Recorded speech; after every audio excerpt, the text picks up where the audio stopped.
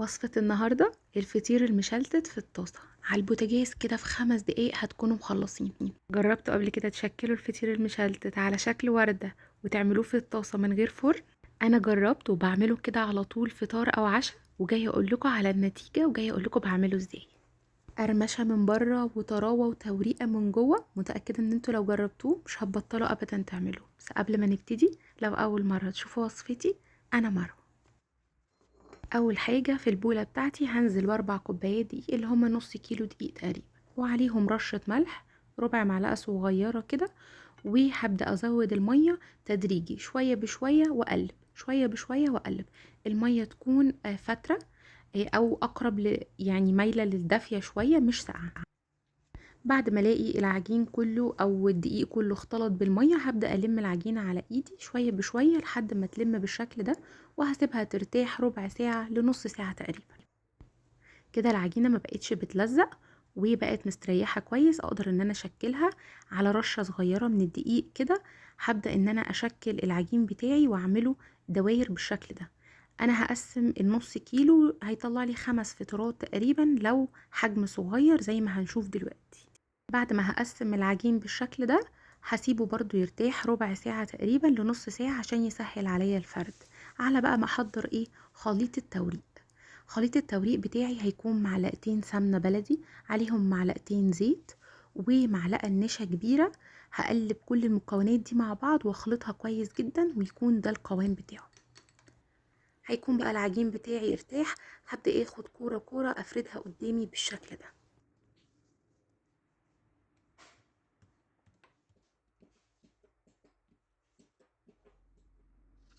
بعد ما بفردها كويس جدا بالطريقة دي، ببتدي اقسمها 4 الاول، وبعدين كل ربع هقسمه 2 بالشكل ده. وهسيب يمة واحدة بس هي اللي عريضة بالطريقة دي، مش هقسمها علشان هي دي اللي هلم بيها العجينة في الاخر.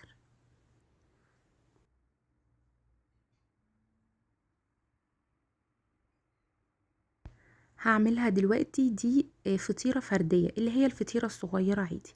طيب لو انا عايزة فطيرة اكبر شوية او تكون توريقاتها كتير اكتر يعني، هبدأ برضو اعمل نفس الطريقة. هقسم العجين بالشكل ده وادهن من خليط التوريق بتاعي واحط كورة جوه كورة. يعني هحط الكورة جوه وابدأ اقفل عليها بنفس الطريقة عادي خالص بكل سهولة.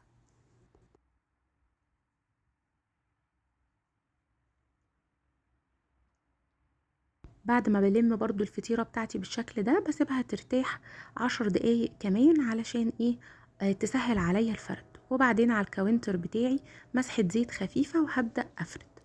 طيب انا عايزة الفطيرة سمكها عالي، اوكي ما نفردش قوي. طب لو عايزة الفطيرة سمكها قليل وتكون رفيعة، هفرد قوي بالطريقة دي. طاسة سخنة على النار متسخنة كويس جدا، وهنزل بالفطيرة بتاعتي.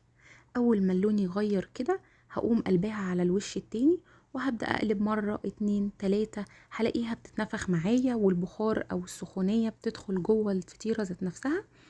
كده هي بتستوي وبتاخد لون من بره كمان.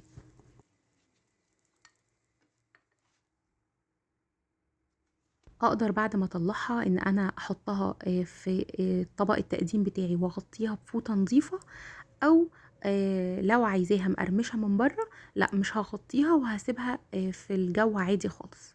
دي الفطيرة الكبيرة. حابين برضو تزودوا مسحة سمنة بالشكل ده، زودوا مسحة سمنة بس مش من الخليط اللي بنشا، لا مسحة سمنة عادية خالص.